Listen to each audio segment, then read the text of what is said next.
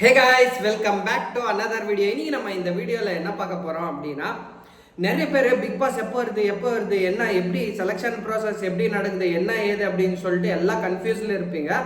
So இன்னைக்கு நான் இந்த வீடியோல இந்த பிக் பாஸ் எப்போ ஸ்டார்ட் ஆகுது, அதுக்கப்புறம் இதுல காமன் மேன் ஷோ அப்படின்னு சொல்லிட்டு ஒன்று நடத்துறாங்கல்ல, அந்த செலெக்ஷன் ப்ராசஸ் எல்லாம் எப்படி நடக்குது என்ன ஏது அப்படின்றத ஃபுல் டீட்டெயிலாக இந்த வீடியோவில் நான் எக்ஸ்பிளைன் பண்ண போகிறேன். ஸோ ஸ்கிப் பண்ணாமல் இந்த வீடியோவை ஃபுல்லாக பாருங்கள். முதல்ல நம்ம ஃபர்ஸ்ட்லேருந்தே வரலாம். கரெக்டாக ஜூன் 1ஆம் தேதி ஒரு ப்ரோமோ ஒன்று விடுறாங்க. விஜய் டிவியிலிருந்து ஒரு அஃபிஷியலாக ஒரு ப்ரோமோ அனௌன்ஸ்மெண்ட் பண்ணுறாங்க. அப்போ அந்த வீடியோவில் என்ன போட்டிருந்தது அப்படின்னா, இந்த மாதிரி காமன் மேன் ஷோ நடத்துகிறோம், யார் வேணாலும் அப்ளை பண்ணிக்கலாம் அப்படின்னு சொல்லிட்டு அந்த வீடியோவில் சொல்கிறாங்க. இதை பார்த்த மக்கள் எல்லாரும், நிறைய பேர் காசு இருக்குல்ல, நான் போனோம் அப்படின்னு சொல்லிட்டு இதை பார்த்த மக்கள் எல்லாருமே நிறைய பேர் லட்சக்கணக்கான பேர் அப்ளை பண்ணியிருக்கிறாங்க. இப்படி அப்ளை பண்ணும்போது இப்போ ஒரு 2 லட்சமோ 3 லட்சமோ 5 லட்சமோ இந்த மாதிரி இருக்கும்போது அவங்க எல்லாரையும் கூட முடியாது. ஏன்னா பிக் பாஸ் கண்டஸ்டன்ட் கம்மியாக தான் இருப்பாங்க. 20 பேரோ 30 பேரோ இவ்வளோ பேர் தான் எடுக்க முடியும். ஸோ அதனால அவங்க என்ன பண்ணுவாங்க அப்படின்னா, யாரெல்லாம் அப்ளை பண்ணியிருக்கிறாங்களோ அவங்க எல்லாரையும் ஷார்ட் லிஸ்ட் பண்ணுவாங்க. ஷார்ட் லிஸ்ட் பண்ணிட்டு அவங்களுக்கு கால் பண்ணி பேசிட்டு ஃபோன் கால்லேயே ஒரு சில பல இன்டர்வியூ எல்லாம் நடக்கும். ஏதாவது கொஸ்டின் கேட்கறதா இருக்கட்டும், இல்ல இந்த மாதிரி ஒரு சில பல கொஸ்டின்ஸ் எல்லாம் கேட்பாங்க. அதுல ஷார்ட் லிஸ்ட் பண்ணுவாங்க. ஷார்ட் லிஸ்ட் பண்ணிட்டு அதுல ஒரு சில பேரை ரிஜெக்ட் பண்ணிடுவாங்க. அதுக்கப்புறமா 2வது ரவுண்ட் என்ன பண்ணுவாங்க அப்படின்னா, ஏதாவது ஒரு பெரிய கம்பெனியில ஏதாவது ஒரு பெரிய இடத்துல எல்லாரையும் கூப்பிடுவாங்க. எல்லாரையும் கூப்பிட்டுட்டு அந்த இடத்துல ஒரு சில பல இன்டர்வியூ வைப்பாங்க. இல்லை ஏதாவது டாஸ்க் கொடுக்குதோ இந்த மாதிரி ஒரு சின்ன சின்ன இன்டர்வியூ எல்லாம் நடத்தி அதில் ஃபில்டர் பண்ணுவாங்க. ஏன்னா இப்போ அவ்வளோ பெரிய ஷோன்னா கூட நம்ம எவ்வளோ பேர் எடுக்க முடியுமோ அவ்வளோ பேர் தான் எடுக்கணும். நம்ம அதிகமாக எடுத்துட்டா சும்மா வேஸ்ட் தான் ஆகும். அப்புறமா அவங்களுக்கும் மனசு கஷ்டமாக இருக்கும்ல.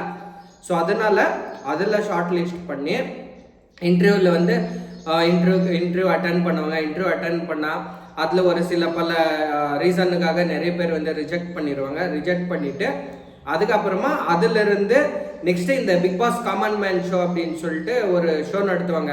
நேற்று கூட அந்த ப்ரொமோ ரிலீஸ் ஆச்சு.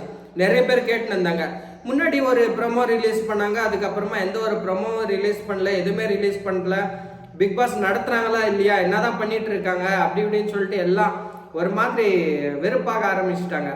ஏன்னா பிக் பாஸ்ன்றது எவ்வளோ பெரிய ஷோ அப்படின்றது நம்மளுக்கு தெரியும். அது எவ்வளோ பேர் பார்க்கறதுக்கு காத்துட்டு இருப்பாங்க. அப்படி இருக்கும்போது ப்ரோமோ ரிலீஸே பண்ணாமல் இருந்தாங்க. எந்த ஒரு அஃபிஷியல் அப்டேட்டும் ரிலீஸ் பண்ணாமே இருந்தாங்க. நேற்று நைட்டு தான் ஒரு ப்ரோமோ ஒன்று ரிலீஸ் பண்ணியிருக்கிறாங்க. அதில் என்ன போட்டு வச்சுருக்காங்க அப்படின்னா, பிக் பாஸ் இப்போ நான் 2 ஸ்டெப் சொன்னேன்ல, அதெல்லாம் ஃபில்டர் பண்ணி செலக்ட் பண்ணிட்டு லாஸ்ட்டாக இந்த ஸ்டெப் நடக்கும். இதில் 3 ஜட்ஜ் இருப்பாங்க, அதுக்கப்புறமா ஒரு ஆங்கர் இருப்பாங்க.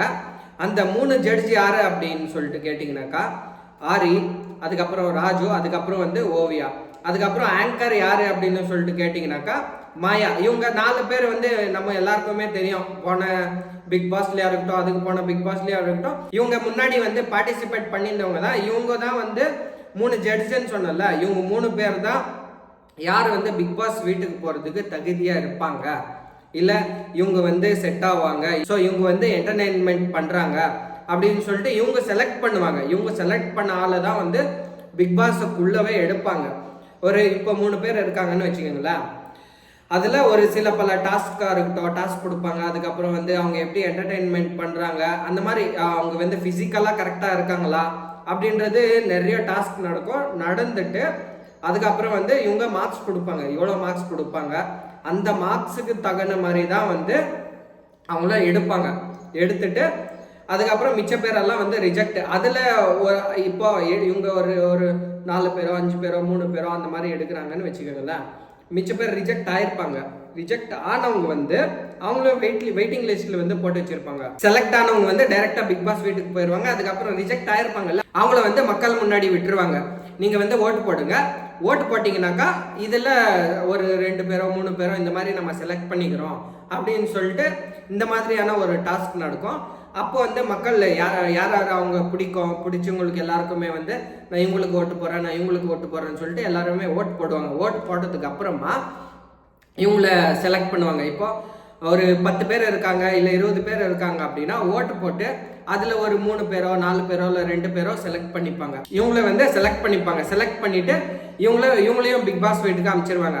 அதுக்கப்புறமா மிச்சம் இருக்க பேரெல்லாம் என்ன பண்ணுவாங்க அப்படின்னா, நார்மலாக பிக் பாஸ் வந்து செலக்ட் பண்ணுவாங்கல்ல, அவங்களே தான் செலக்ட் பண்ணுவாங்க. அவங்களுக்கு தெரிஞ்சவங்களா இருக்கட்டும், மிச்ச பேரெல்லாம் வந்து பிக் பாஸை செலக்ட் பண்ணுவாங்க. பிக் பாஸை செலக்ட் பண்ணிட்டு பிக் பாஸ் வீட்டுக்கு அனுப்புவாங்க. ஸோ இந்த மாதிரி தான் வந்து இந்த செலெக்ஷன் ப்ராசஸை நடக்கும். இந்த மாதிரி செலெக்ஷன் ப்ராசஸ் வந்து போன வருஷம் தெலுங்குல கூட நடந்திருந்தது.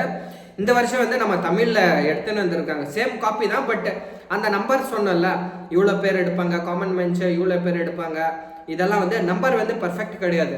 பட் ஆனால் இந்த ப்ராசஸ் எல்லாம் வந்து சேம் இந்த மாதிரி தான் நடக்கும். இது ஷூட்டிங் எல்லாம் எடுத்து முடிச்சுட்டாங்க. எடுத்து முடிச்சுட்டு ஒரு சில பல ஃபோட்டோஸாக இருக்கட்டும், வீடியோஸாக இருக்கட்டும், எல்லாம் யூடியூப்ஸில் இல்லை வந்து கூகுளெல்லாம் வந்துட்டு இருக்கு. இந்த மாதிரி ஷூட் போயிட்டு இருக்கு அப்படின்னு சொல்லிட்டு ஷூட்டெல்லாம் எடுத்து முடிச்சிருவாங்க. இது பிக் பாஸ்னாலும் முன்னேற்று எடுப்பாங்க, எடுத்துட்டு ரிலீஸ் பண்ணுவாங்கல்ல. ஸோ அதே மாதிரி தான் இதோ முன்னாடியே எடுத்துட்டு எடிட் பண்ணுறதா இருக்கட்டும், இல்லை வந்து ஒரு சில பல வேலைங்கெல்லாம் இருக்குல்ல, எல்லாத்தையும் முடிச்சுட்டு ஆகஸ்ட் 16ஆம் தேதி இந்த Bigg Boss common man show டிவியில் வரும் அப்படின்னு சொல்லிட்டு சொல்லியிருக்கிறாங்க. ஆனால் இது வந்து Bigg Boss common man show இது ஆகஸ்ட் 16ஆம் தேதியிலிருந்தே வந்து ஸ்டார்ட் ஆச்சு அப்படின்னு சொல்லிட்டு தான் நம்ம நினச்சிக்கணும். ஏன்னா இதுவும் பிக் பாஸ் தான். இதுலேயும் டாஸ்க் கொடுக்குறது என்ன ஏது எல்லாமே இதுலேயும் இருக்கும்.